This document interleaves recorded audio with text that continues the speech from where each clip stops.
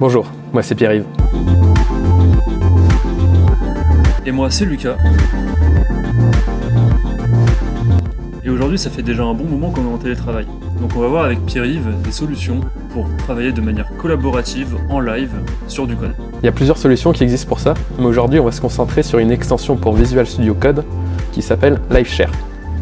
Pour l'installer c'est simple, on va dans le menu d'extension de VS Code, on le cherche par son nom.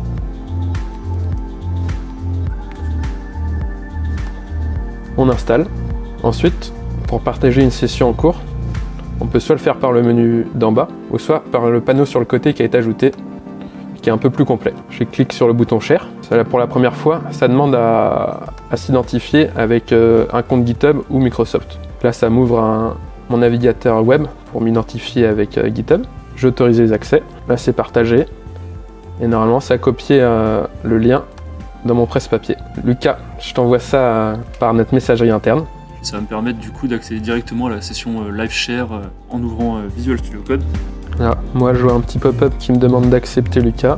Je l'accepte en lecture et en écriture. Donc là, on voit Lucas qui va bien rejoindre ma session. Par défaut, quand on rejoint une session en cours, ça va suivre le présentateur.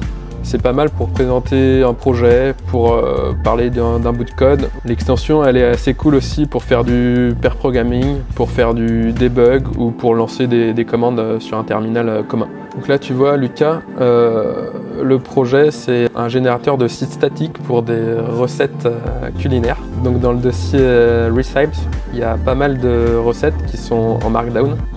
Par exemple, là, on a la recette pour les pains hamburgers, qui sont les buns.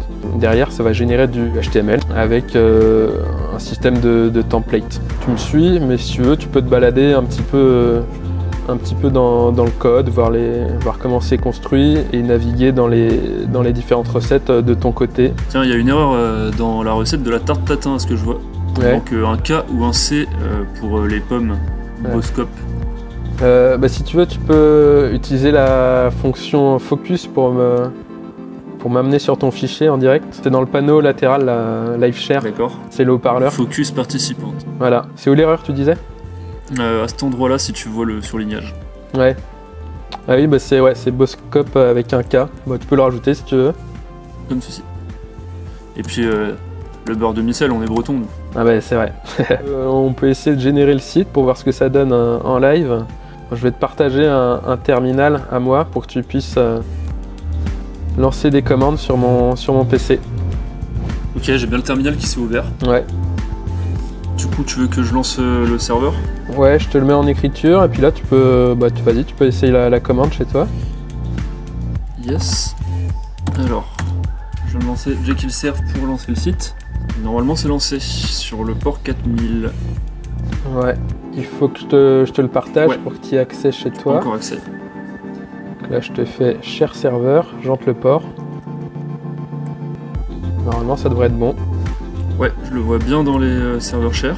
Et en effet, ouais, ça m'a bien actualisé. Du coup, je retrouve la tarte tatin qu'on a mis à jour. Et qui a bien eu la modif sur le K. Et le beurre salé. Et le beurre salé.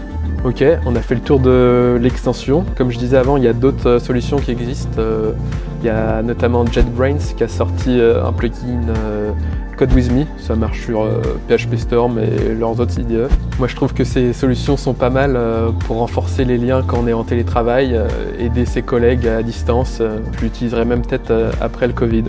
Toi, t'en as pensé quoi, Lucas ? Moi, j'en ai pensé que c'est super pratique. Je pense que c'est une bonne solution pour découvrir de nouveaux codes et présenter le code à de nouveaux collaborateurs à distance. Mais aussi, ça peut permettre de résoudre des bugs sur lesquels on est bloqué de manière proactive.